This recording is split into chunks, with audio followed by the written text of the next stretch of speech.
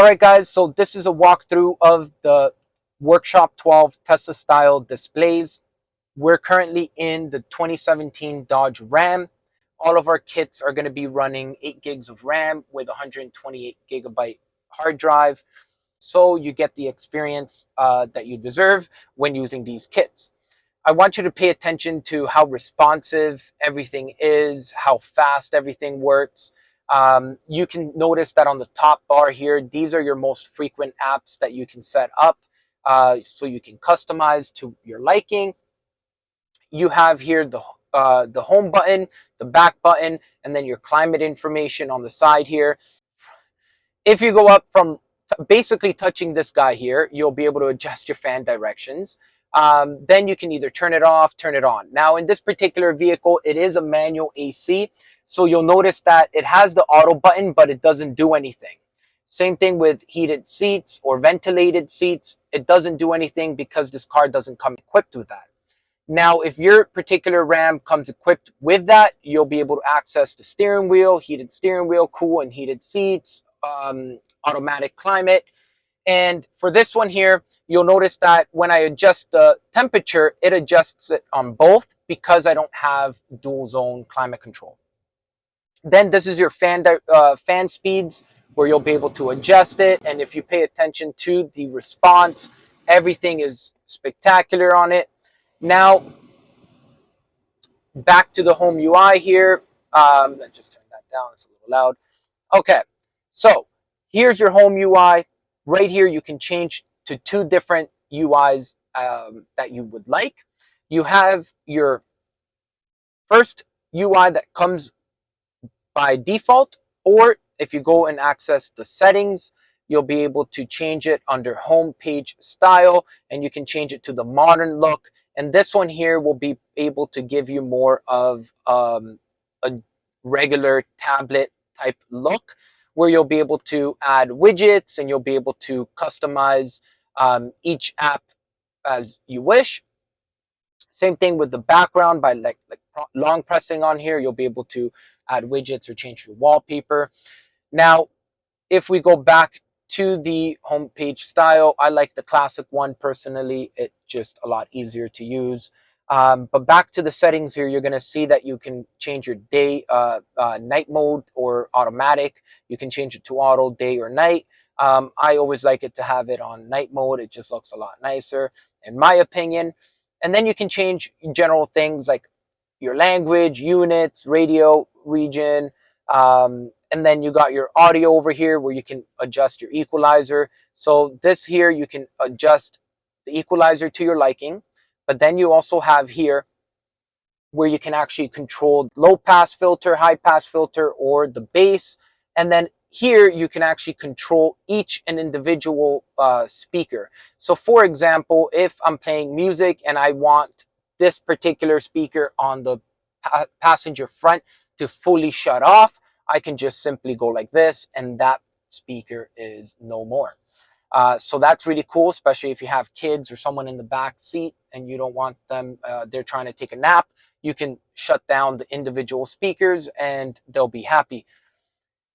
Back to the home page here. Sorry, back to the settings. I lost track here. So then you have here your video in motion, which we're going to like to play that. That way you can play videos while in motion. Then you have here your default navigation app. Then you got your regular system settings here, where when you connect your GPS antenna, it will tell you here how many satellites it's receiving and how strong the signal is. Then we have, press the back button. Then we have all of the settings here in regards to everything. So wheel settings, for example, this is really cool. As you can see, as soon as you plug in the unit, I can actually adjust the volume and everything right through my steering wheel controls. But let's say you don't like a particular button that you're like, hey, I want to switch this around. If I want to make this a different button, you can do so by programming it here, which is very convenient. As well as you can see that the software version that we're running is Android 11, and it has the most up-to-date version. Now, that being said, you'll be able to see more information on that when we scroll down to the actual settings of the tablet. But anywho, on here, if we go to setting guide, this is really cool. Here you'll be able to adjust a lot of things on here. So if you want to change your dynamic, if you want to add dynamic guidelines to your reverse camera, you can. I removed them because by factory they come with the dynamic reverse guidelines, so I took the ones off. And then you can change all of that here. For example, let's say your steering wheel control button next and back button are flipped. You can enable that and then we'll reverse it back on. And then if we go back to the home screen here, you're going to notice that if we go to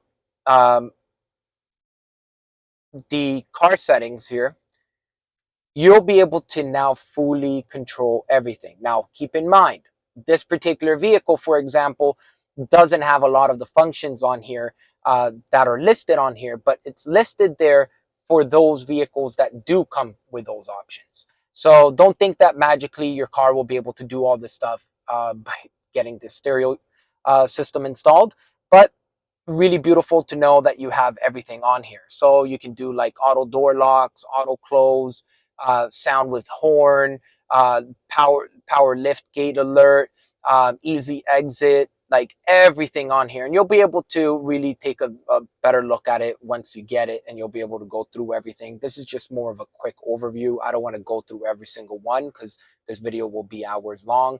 But as you can see, it tells you a lot of things like lane sense warning, lane departure correction, like all of that stuff this vehicle doesn't have. Forward collision warning, like everything you'll be able to adjust right on here. And then this is where you can adjust like your bass, middle, and treble on those that do have the premium sound. And then if we go back to the climate control here, you're going to see that on here, because this vehicle doesn't have the dual climate control and automatic, you'll notice that the auto cannot turn on, or the ventilated or heated seats don't turn on because this vehicle doesn't have it. The only options that will turn on are the ones that come from factory, which you'll be able to turn on and off. And then you'll notice that you can adjust the fan speeds here, the temperature, and because I don't have dual climate control, it will automatically adjust it on both. And then it's very responsive as well, so everything works perfectly. On here you have a button for your app drawer, but you can always do that by just sliding up.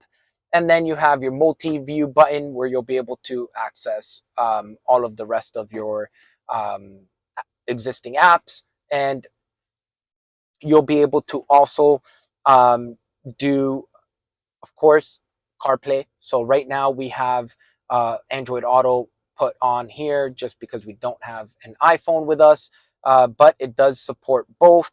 So you'll be able to really enjoy that. And you can see that even using wireless CarPlay, it just works absolutely beautiful.